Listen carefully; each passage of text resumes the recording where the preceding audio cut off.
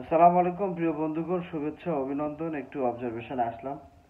আমাদের বাংলাদেশ ক্রিকেট দল আবারও হার, এবং যে হার বা লজ্জা, এটা শুধু ক্রিকেটের না, সারা বাঙালির জাতি হিসাবে আমাদের লজ্জা।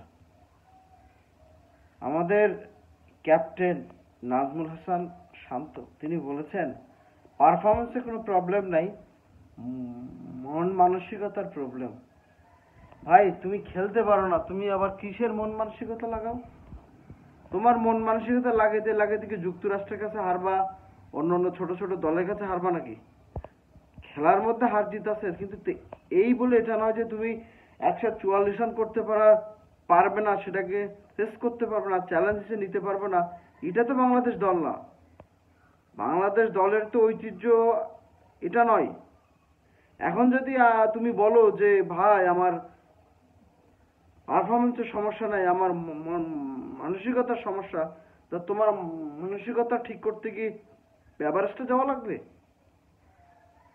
তা তুমি যদি এভারেস্টে যাইতে থাকো, তাহলে ওই ক্যাম্প ছেড়ে ক্যাম্পে যোগ দাও নেপালে। দেশের আপামর জনতার যে ক্রিকেট ফান, যারা যারা ক্রিকেটকে ভালোবাসে, ক্রিকেটের সাপোর্টার যারা সারা ওয়ার্ল্ডের, অবাক হওয়ার কথা। 144 রানের মধ্যে 136-এর মধ্যে তুমি অল আউট হয়ে গেছো। তোমার কিসের পারফরমেন্স? অধিনায়কের দায়িত্ব তোমার কোন আলাই দিছে? অধিনায়ক করার যোগ্যতা কি তোমার আছে ভাইয়া? নাই তো।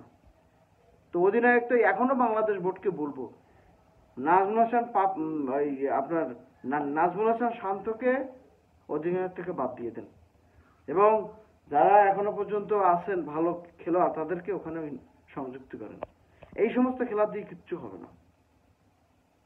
আপনার যুক্তরাষ্ট্রের সাথে প্রস্তুতি ম্যাচে তাদের যুক্তরাষ্ট্রের অবস্থানটা কোথায়, আর আপনার দলের অবস্থানটা কোথায়? আপনি এটা মানে তাই আসে না আপনার, নাকি পিকনিক করতে গেছে ওখানে? টিকটক পার্টি, ছবি তোলা পার্টি? এটা তো মানে অবাস্তব। এটা কোন ধরনের খেলা বলে এটাকে? আপনাদের খেলার মধ্যে একটা মানে আর্ট থাকতে হবে, একটা সৌন্দর্য থাকতে হবে। আপনি কোনো কিছু হইলে জবাবদিহিবিহীন এই এই সমাজ, এই জাতি, যে জাতি জবাবদিহিতা নাই, সে জাতির কাছে আসলে কি আশা করা যায়? কোথাও জবাবদিহিতা আছে?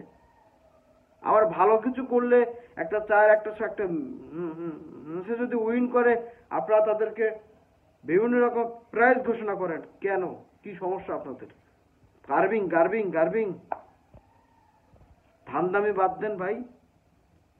ক্রিকেটের অবস্থানকে যদি ফিরিয়ে আনতে হয়, আপনারা আবার রিকনসিলেশন করেন, আবার অ্যাডভাইস করেন, এবং তাদেরকে বলেন যদি তারা ভালো পারফরমেন্স না করতে পারে, বাংলাদেশে ক্রিকেট বোর্ড যে কোনো সাসপেন্ডের আওতায় তাদেরকে আনতে হবে।